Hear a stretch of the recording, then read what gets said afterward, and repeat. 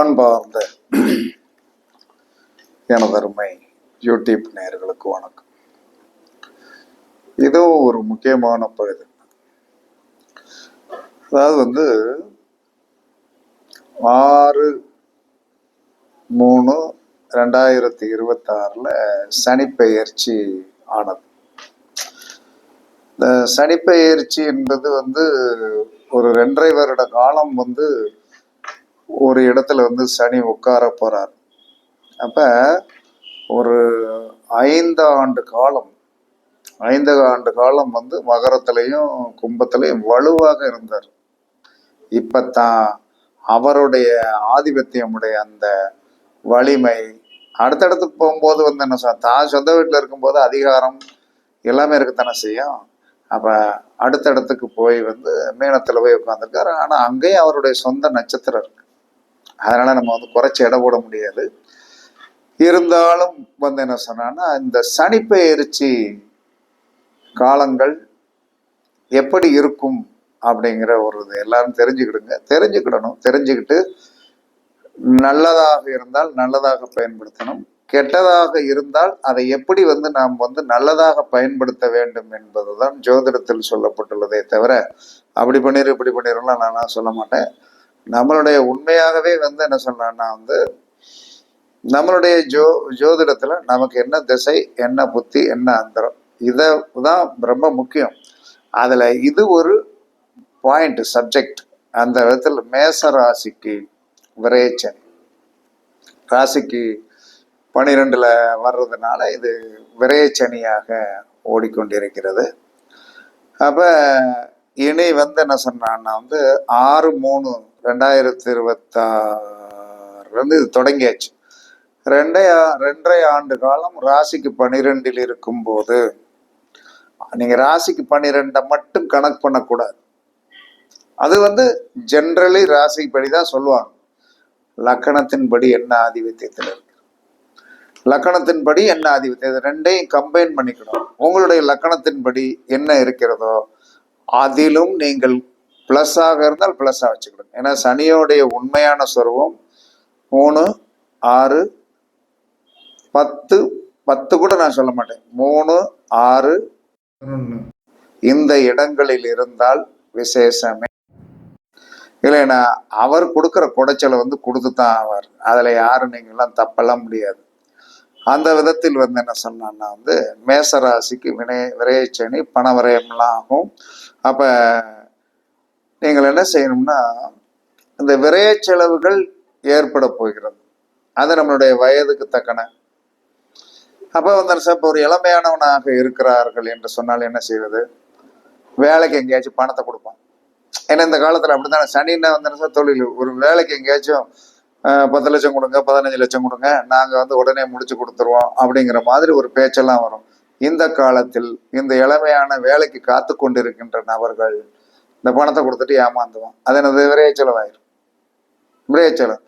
வயதானவர்கள், நம்மள மாதிரி கொஞ்சம் வயதானவர்கள், 50 வயசுக்கு மேல 60 வயசுக்கு மேல இருக்கிறவங்களுக்கு என்ன நோய் நொடிகளை கொடுத்து விரைய செலவுகளை கொடுப்பான். நோய் நொடிகளை கொடுத்து விரைய செலவுகளை கொடுப்பான். அப்ப நீங்கள் என்ன செய்யணும்னா, சுப விரயமாக பண்ணணும். ஒரு கல்யாணம் நடக்க போதா, சரி நல்லா ஜாம் நடத்துங்க. அல்லது ஒரு இடத்த வாங்கி போட்டு கடனாளி ஆயிருங்க. அப்படி ஆயிட்டீங்கன்னா எந்தவித பிரச்சனையும் இருக்காது. அதற்கு அடுத்து என்ன சொன்னான்னா தைரியமா இருக்கணும். ஏன்னா சனி உட்காருகின்ற போது என்ன சொன்னான்னா, உங்களுடைய சந்திரன் வெளிச்சமான இடம். அதாவது நம்ம எந்த இடத்துல வளர்பிறையில பிறந்தாலும் தேய்பிறையில போய் பிறந்தாலும் நம்மளுடைய சந்திரன் இருக்கின்ற இடமே பிரைட் மூன், அழகான பிரைட் மூன். சூரியன் இருக்கின்ற இடம் பிரைட்டான என்ன சொல்ற வெளிச்சம் உடையது.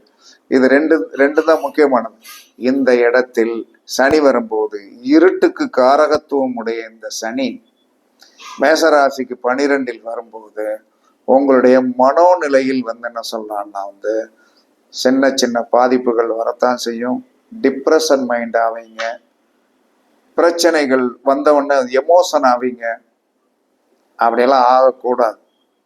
ஆகாமல் என்ன செய்யணும்னா அமைதியாக, சனி வந்து பொறுமையாக இருந்தா அவருக்கு ரொம்ப பிரச்சனை என்னன்னா வந்து எமோஷன் ஆக்கி விட்டுறணும் அப்படிங்கிறத, அவருடைய எமோஷன் ஆக்கி விட்டு என்ன சொன்னா அவருடைய காரியத்தை சாதிக்கணும் தான். நீங்க என்ன செய்யறான்னா எமோஷன் ஆகாம அந்த ராசிக்கு 12 வருகின்ற சனியை எதிர்கொள்ள துணிந்து விட்டீர்கள் என்று சொன்னார். எதிர்கொள்ள துணிஞ்சிட்டு என்ன செய்யணும்னா நித்தமும் என்ன சொன்னா கொஞ்சம் நல்லெண்ணெய் இருக்கு இல்லையா, நல்லெண்ணெய் தான் அவருக்கு உண்டான எண்ணெய். அதை கால் பாதங்களில் நல்லா, இப்ப எல்லாரும் கால் பாதங்களில் தேய்ப்பாங்க. அந்த காலத்துல எங்களெல்லாம் சொல்லுவாங்க காலில் எண்ணெய் தேய் கையில எண்ணெய் தேயின்னு சொல்லுவாங்க.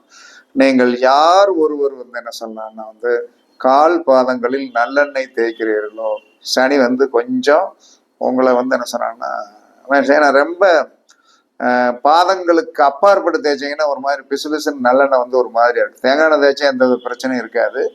அப்ப நல்லெண்ணெய் கண்டிப்பாக வந்து என்ன சொல்லலாம்னா வந்து தேய்த்து கொள்ளுங்கள். வாரத்தில் ஒரு முறை வந்து உங்க கிழமைகளை தவிர்த்து சனிக்கிழமையோ புதன்கிழமையோ ஆண்கள் தலைக்கு எண்ணெய் வச்சு குளிக்கணும்.